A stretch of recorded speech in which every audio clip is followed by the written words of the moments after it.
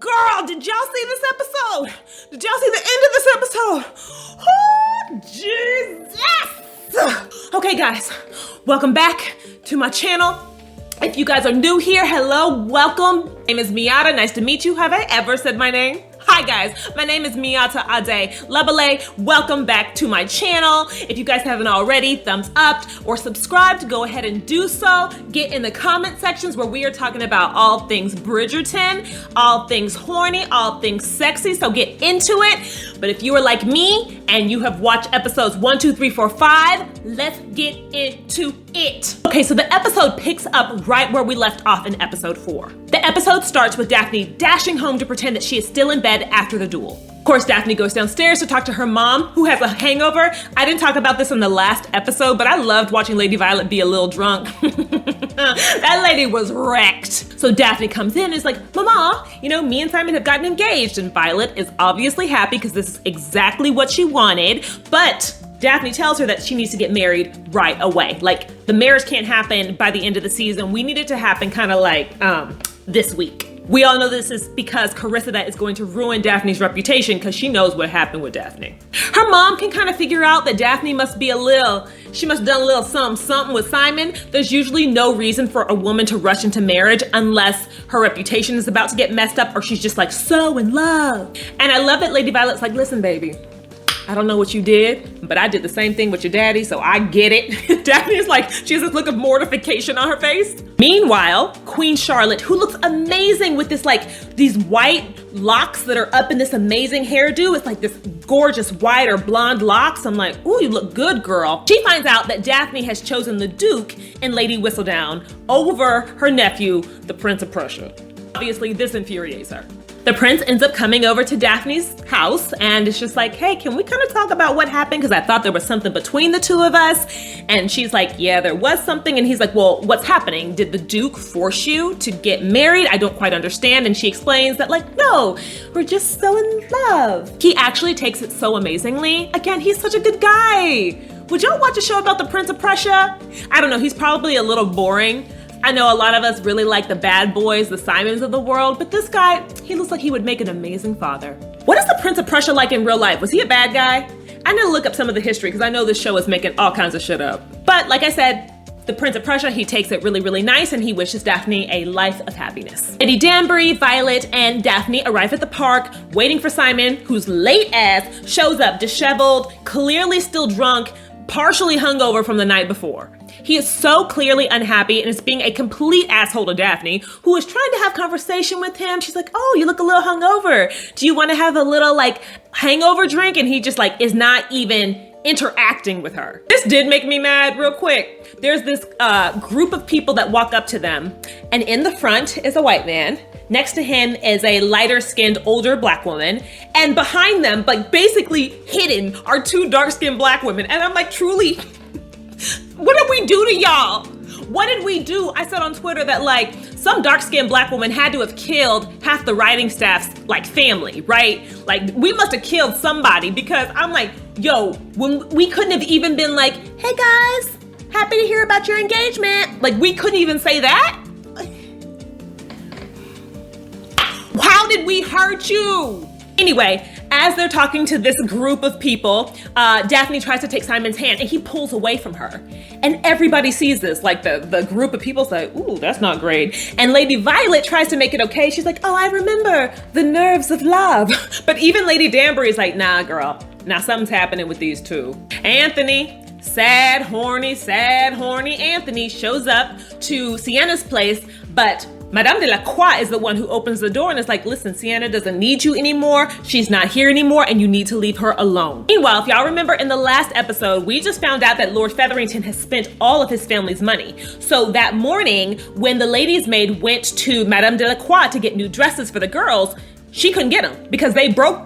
In fact, they haven't paid Madame de la Croix in quite some time. So Portia goes up to Lord Featherington like, hey, so the girls can't get new dresses, and he's over here like, well, they'll have to rewear them. Colin then comes in to call in Marina, and of course Penelope is just sitting in the corner like Penelope is clearly, I mean, she is cock blocking this entire scene because she does not want to see Colin with Marina. She then, the little hoe, goes and tells her mama like, hey, is Colin even a good choice for Marina? Like, given the time crunch, she really needs to find a man like yesterday, so like maybe she shouldn't get with him. I saw someone on Twitter say the entire Featherington family is bad vibes.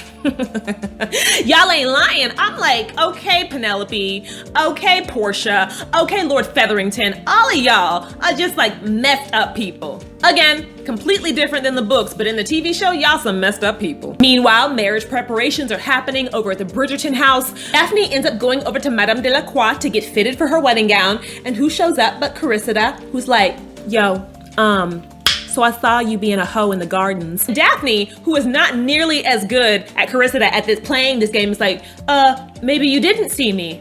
Daphne, what the hell? Just like, nah, boo, I saw you in the gardens. I was standing up on the balcony and I saw your hoe ass, all right? What Cressida thinks Daphne was doing was actually trying to lure in the prince to make Simon jealous in order to get with Simon. So she's a little wrong there. But Daphne, you know, Daphne's got a little bite and she's like, listen, guess who's gonna be a duchess soon? I would watch myself if I was you. Don't you wanna be friends with a duchess? Good for you, girl. You keep trying. You keep trying.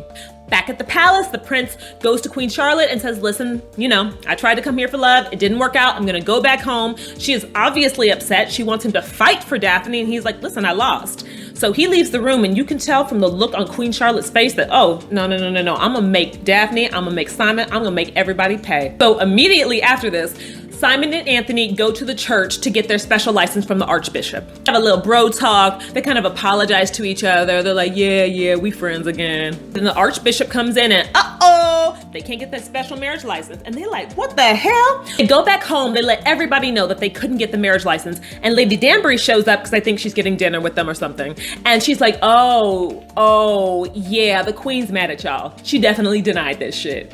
Because Lady Danbury is that bitch, she's like, listen, here's the plan. What y'all need to do is get in front of the Queen and appeal to her. Queen loves attention. So she just wants y'all to come in front of her. Don't beg, don't be insincere. Just tell her that you guys are in love. Meanwhile, in a very sensual scene, Benedict heads back over to Lord Granville's house for this like bohemian party / orgy / art party. People are making out in the hallways, having sex in rooms. There are women dancing sensually about. I did not pick up on this, but I did see some people talking about it in the comment section, so thank you for this. There's this room where Benedict walks into and there are men drawing nude models, but this time the models are men, and Benedict for like a quick second looks really interested in what's happening in this room. And I saw someone mention in the comment section of one of my other videos that they think Benedict is either gonna be bi or gay, which would be really interesting because does this mean they are gonna change his storyline? Is he not gonna get with Sophie? I don't mind if he doesn't get with Sophie. So Madame de la Croix sees him and she recognizes right away that he is a Bridgerton. Real quick, I do want y'all to know, I have seen so many black women on Twitter be like, all these white men look alike. They do look alike, but that is actually very, very specific to the book. The book says often, every book, multiple times, the Bridgerton brothers look so close. Like sometimes the only difference is the eye color. Sometimes the only difference is like a height. When people see them far away, they actually think they are each other. So if y'all are like, every white man on this show is the same white man, that is on purpose. That is actually, I had a friend text me, why all these white men look alike? I was like, girl, they are actually supposed to. It is not your eyesight. No one's being racist. These white men are supposed to look like the same white man. Madame de la Croix, she doesn't even know him, but knows right away that he is a Bridgerton. And she's like, why are you here? Go back to your trifling ass brother. And he's like, actually, girl, I'd rather stay here. And he mauls her. I mean, they just start making out in the hallway. They kind of make their way down a hallway, open up a door, and who was there but Lord Granville getting it on with another man. And at first he looks a little concerned, but then he's like, nah, I don't even give a fuck. Keeps going with that man. Benedict, of course, closes the door because he is in shock. And then he turns and looks and Madame de la Croix kind of beckons him over because she is over there with another woman who he starts making out with as well. Now, we will find out later on in this episode that the other woman Madame de la Croix is with is Lady Granville, who is Henry Granville's wife. I I do want to just bring up, again, everything that's happening with Benedict, everything that's happening with Lord Granville. These are all show inventions. There's no Madame de la Croix. There's no Lord Granville. There's no, like Benedict having this huge bohemian artist mind explosion. So that's great. We're trying to make him more interesting. And if they do decide to make him gay, if they do decide to make him queer, I think that's wonderful. I just want to be like, please guys, do right by this character. I feel like a lot of shows like this, really soapy shows like this, don't do right by queer characters. Never do. LGBTQ people end up real tragic. So please, if this is where we're going with Benedict, please treat him right. Simon, still drunk ass, still on the street getting thrown out of bars. Will finds him on the street singing, feeling all bad for himself. Get your shit together, man. Meanwhile, Portia is like, Marina, you gotta get with the program and get with that ugly ass, fake teeth ass Lord Rutledge. I don't give a fuck if you don't like him. Marina, my girl, always standing in her strength, is like, I don't give a fuck what you want. That's not what I'm doing. Portia keeps trying to appeal to her, and Marina's like, listen, Colin likes me. I can get with this man. I can get him.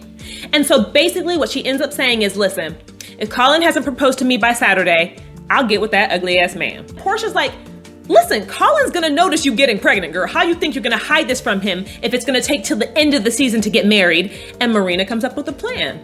I'ma seduce him, get him alone, show him some things, rock his world, and then he's gonna wanna marry her right away. Portia agrees to give her till Saturday to seduce Colin, and then who's by the door listening? It's Penelope. Wow. We then cut to a scene where Queen Charlotte is having supper with her husband, King George III. Okay, so for a lot of us Americans, we don't know a whole lot about y'all British history. My bad, my bad, my bad. I just want to do like a little small history lesson for those of us that may not know anything about what's happening here. This is the same king that lost America in the American War for Independence, okay? He lost the colonies. If y'all don't know what I'm talking about, just watch Hamilton. It's on Disney+. Over the course of King George's life, he had a reoccurring mental illness, right? And basically by 1811, they believed him to be permanently insane. It is actually believed that a lot of his kind of deteriorating, the rapidness of his deterioration, especially later on in his life, came from losing his favorite daughter and his youngest daughter, Princess Amelia, who passed away in 1810. So what we're seeing here is basically, Queen Charlotte, she goes to dinner, they told her that her husband is lucid, and it's really sad because you can tell that there is a fondness between them, or at least there used to be a fondness between him. He asks her how she's been, he calls her Lottie. She says wonderful, but that she misses him, and he's like, I miss you too, but we're right here together. He asks after George, our young kid George, and she's like, well, not so young anymore. And that's when you kind of start to get an inkling that things are not quite right. And then he asks after Amelia, which would have been, again, his favorite daughter. And that's when Charlotte realizes that he is not quite there, and she has to tell him that their daughter's been dead for quite some time, and he goes nuts. I mean, he starts telling her that, what did you do to my daughter? What did you do to my daughter? This woman has killed my daughter. Starts calling her a bitch. Charlotte gets up from the table as people are holding King George down, and she walks away. And it is just so clear that, she's probably had this happen so many times, but it is still heartbreaking for her to watch her husband, who we know she loved. Lady Danbury told us that, Queen Charlotte and him got together for love. So to watch someone that you did love just be gone mentally, that is just such a hard moment. At night, Daphne can't sleep. I believe they're probably going to see the queen the next day, and she runs into Rose, her lady maid, in the garden, and she's talking to her about all the things that are coming up. And then she tells Rose that Simon can't have children. And Rose explains to her that Rose has an aunt and uncle who love each other. And even though they had never been blessed with children, they still had an amazing love for each other. Daphne knows that won't be her situation because she knows that she and Simon don't have this super loving relationship yet. Daphne and Simon make their way to the palace to make their appeal to the queen. And the queen, she's so petty. The way she sits there and she's like, oh, yeah, I heard that y'all couldn't get a marriage license. That's so strange, huh? I don't know what y'all think it has to do with me, though. I ain't got shit to do with this. So clearly knowing that it is everything to do with her. She is vindictive as hell. She says, go ahead, plead your case. Make a case for me, okay? Make me want to change this whole thing for you. Daphne, boring as always. I'm sorry. Y'all know Daphne's boring. Every other woman in this show is more interesting than Daphne. So Daphne, boring as always, is like, listen, we love each other and we just want to get married.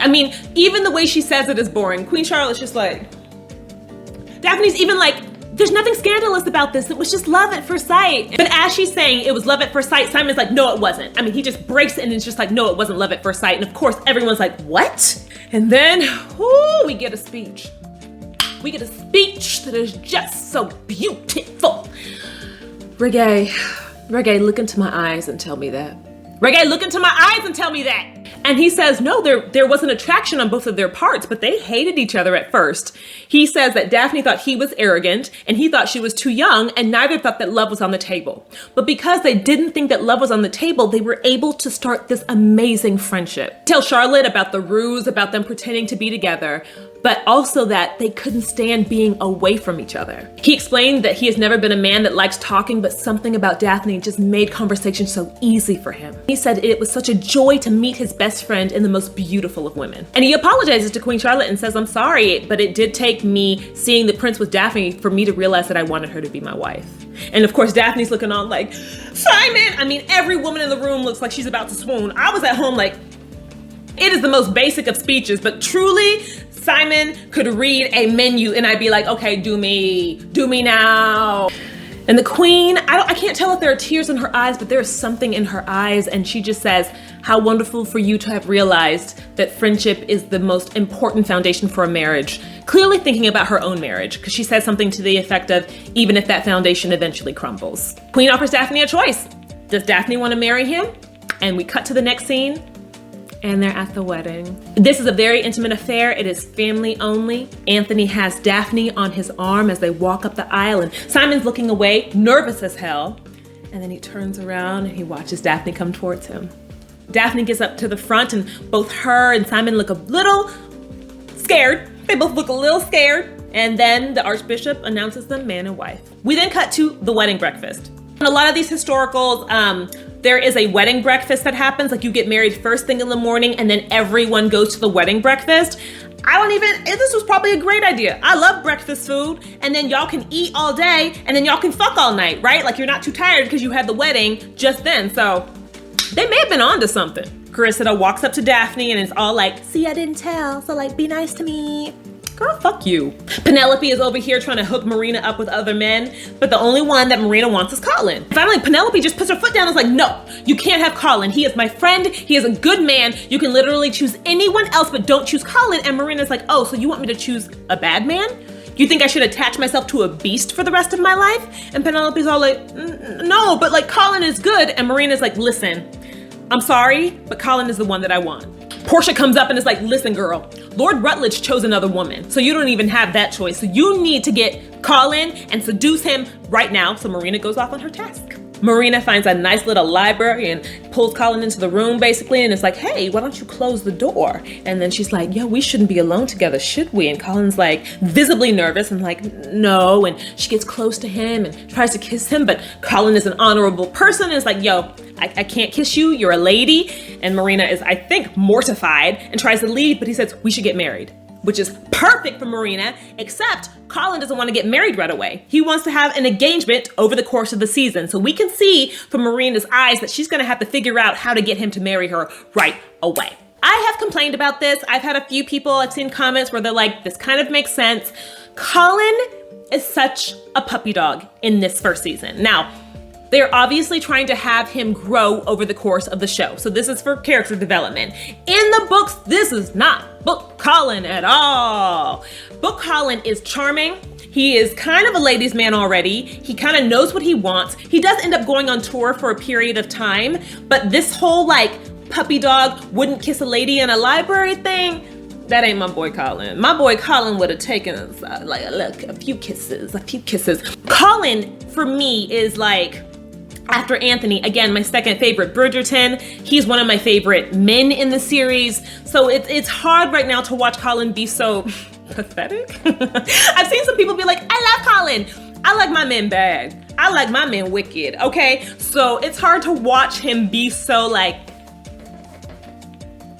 Boy Scout. I know that's gonna change. He's gonna go off to Greece. He's gonna meet some women. He's gonna hump some shit and come back and know what he is doing. But for right now, I'm just like, whoo! The queen has come to the wedding looking, again, I'm gonna talk about so many of her wigs. She has this wig that's made up of like what looks like micro braids that's all done up. So good. She looks amazing. And she tells Daphne congratulations, and she hopes that Daphne made the right choice. And she also says at the very least, Daphne will enjoy her wedding night. Listen, every woman knows that Simon got to be packing some shit. Eloise, still on her mission, is trying to figure out if Lady Danbury is Lady Whistledown, and the Queen is nearby and is like, yo, you think she's Lady Whistledown? The Queen clearly is interested in this information as well. So she and the Queen now kind of get together to try to figure out who Lady Whistledown is. Lord Granville was invited to the wedding, and it's a little awkward because he's like, hey, Benedict, about the other night. And Benedict's like, I didn't see shit. You ain't gotta worry about me. And then Lord Granville's like, oh, here's my wife, Lucy Granville. And Benedict is clearly like, damn, I fucked your wife the other night. Shit. Daphne, she keeps trying to talk to Simon, but people keep coming in front of her and she gets overwhelmed. So she runs up to her bedroom and Lady Violet sees her, so she follows her. And the scene that follows is Lady Violet failing Daphne in every way that counts. Lady Violet gets up there and Daphne is clearly upset, and Lady Violet's like, oh, I guess it's time. Like I told you guys before, this is the time where women would typically give their daughters the talk about the marital act. And instead of, Lady Violet being like, okay, you guys are gonna remove your clothes, he's gonna have a shaft, you're gonna have your vajayjay, he's gonna go in there, it may be a little painful at first, but it should become more pleasurable. Here are things to do, would you like some KY jelly? Instead, she just starts giving her like real vague metaphors. She's like, in the autumn rain comes, but in the spring there are flowers. And Daphne's like, mama, I don't understand. And her mama's like, remember we had some dogs in the country and they fucked and babies came. And Daphne's like, okay, so babies come from this. And her mom's like, yes. And then that's it. Y'all, that was it. That was the whole ass marriage talk. She didn't explain shit to her daughter, which would help because all of the shit that follows is specifically because Lady Violet couldn't just get over this shit and tell her daughter what was going on. This happens in the book.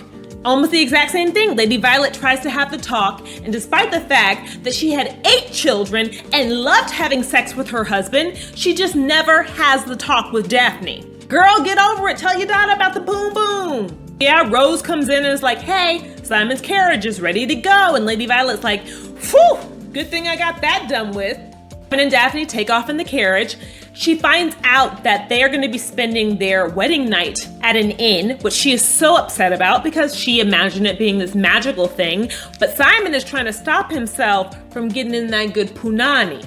As we know, he does not want to have kids. They arrive at the inn, and in the books, there's only one room left. It's that amazing romance novel trope, one room, one bed. But here, they have 2 rooms, 2 beds. Simon was able to get 2 rooms. Daphne, of course, is confused. She's upset.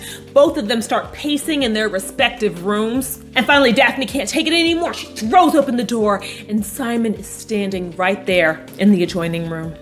And he's all flustered and shit, and he's just like, oh, you wanna go get supper? And Daphne's like, no, I don't wanna go and get supper. I wanna spend time with you. I've wanted to spend time with you over the past 3 days, but I can tell that you don't wanna be in my presence. Like, girl, no, I've been wanting to be with you, but I know that I trapped you into this marriage. And she's like, no, I trapped you. And he's like, no, I'm gonna cause you agony and misery for the rest of your life because I can't have children. Simon, stop saying you can't have children, brother. You won't have children. There is a difference. And he has spent the last few days in agony because he thought she wanted nothing to do with him, and that he thinks that, she's upset because this wasn't a love match, and that hurts Daphne because she thinks he's saying that he doesn't love her. So she's like, you know what? Never mind. Let's go to dinner. And he tells her with her back turned to him that no, everything I told the Queen was true. I can't stop thinking of you. You are everything I want. I think of you in my dreams at night. And he says so dramatically, he is hers. He has always been hers. Yeah! If you guys love shit like this, please read more romance novels. This is why I read it. I love these giant, overwrought, over melodramatic statements of love and lust. Daphne doesn't get it. She's like, what are you talking about? I thought you were angry with me. And he gets angry. And she's like, why are you angry? And he's like, you will never understand what it is like to burn for someone who doesn't burn for you. I burn for you, Daphne. Everything in me burns for you, Reggae. Simon's like, why do you think I ran after you into the gardens at that party? And Daphne's like, bitch, why do you think I ran? I wanted this. She's like, if you just looked at me once this week, you would have seen how much I wanted you. I burned for you. And baby, this is where it all begins. This is where it all begins. They start kissing and he starts to kiss her chest and she's like, ooh, wait, like, what are you doing? Because she didn't even know you could be kissed other places. And he's like, baby girl. And he starts to take off her clothes and she's standing there completely naked and he gets his fill of her. And then he starts taking off his clothes. And I did see Phoebe, the woman who plays Daphne, talk about how the show does kind of film the love scenes for the female gaze, because what happens is Daphne is the one who lays down on the bed, right? And she gets to watch him get naked and the camera gets all up on his booty. I mean, we have a lot of booty shots of him this whole love making scene. And then he leans down to her and he's like, did you touch yourself? She's like, yeah. And he's like, what did you think of? Because he knows what she thought of. And she's like, Simon, I want you. And he tells her, okay, it's gonna hurt a little bit. And then when two become one, I need some love like I never needed love before. Gonna make love to your baby. Start doing it, and at first Daphne's a little in pain, but then her moans start, and you can tell she's loving what's happening. And then she tells him, I thought of you when I was touching myself. And then Simon picks up the pace. Builds and it builds, and then Simon is about to come and he pulls out and empties himself on the bed. If Lady Violet had just told Daphne what the hell sex was, that a man is going to empty his seed into you, we wouldn't have Daphne thinking Simon coming on the bedspread is normal every single time they have sex. One other thing, I am actually very glad, I don't quite know if she came or not, it just seemed like she really enjoyed sex, which I am very thankful for, because in the books, this girl, her first time, she came after like 5 minutes. He was like, here's my dick, and she was like, oh! They're both panting, and Simon wants to get away from the wet spot, so he rolls back over and he's like, how was it? And Daphne's just like, wonderful. Okay guys, yes, good, delicious episode. This is the shit that I wanted in this show. This is what I wanted, all of that angsty, beautiful, overwrought melodrama. I do also appreciate the scenes with the queen. We know that this show is not historically accurate, okay. But I loved kind of seeing that she and her husband at one time loved each other, and that there is a pain inside of her, and that this is probably why she is so addicted to reading Lady Whistledown, right? Escape what's going on in her own home. I love every single speech that Simon gives. I mean, Phoebe is doing a wonderful job, but I think what is making me feel the chemistry, what is making me feel everything is Reggae Jean-Paul. I think he is just killing it as Simon. Simon in the books, again, he was fine. Simon on the show, he is everything. He is everything. Reggae Jean-Paul is killing it. It is just everything I wanted a romance hero to be. We have the Marina Featherington storyline that's just over here being fine. Ruby Barker is doing everything she can with that storyline. So girl, we support you. We love you for that. But it's just kind of like, Had a couple people change my mind about how I was super angry at Penelope. I've seen a few people be like, hey, she has to grow. She has to grow up in the show. She needs to have a story arc. So I guess we'll let her be the worst so that she can be great in her own book. I do wonder, and I've had a few people online say, like, I don't know how these characters can ever be redeemed. That worries me a little bit. These are characters that we are supposed to love down the line, right? Like, you're supposed to love Penelope. You're supposed to love Anthony. You need to love Anthony like I love Anthony. So hopefully later on in later seasons, they can really bring a redemption arc for these characters. Okay, y'all, we did it. We got through the episode. I'm so glad we got this high point because we're about to hit some low points, I think, in episode 6. If episode 6 is the episode I remember being real problematic because it's following almost a similar storyline from the book where Daphne raped Simon, then yeah, we're gonna have some talks in the next episode.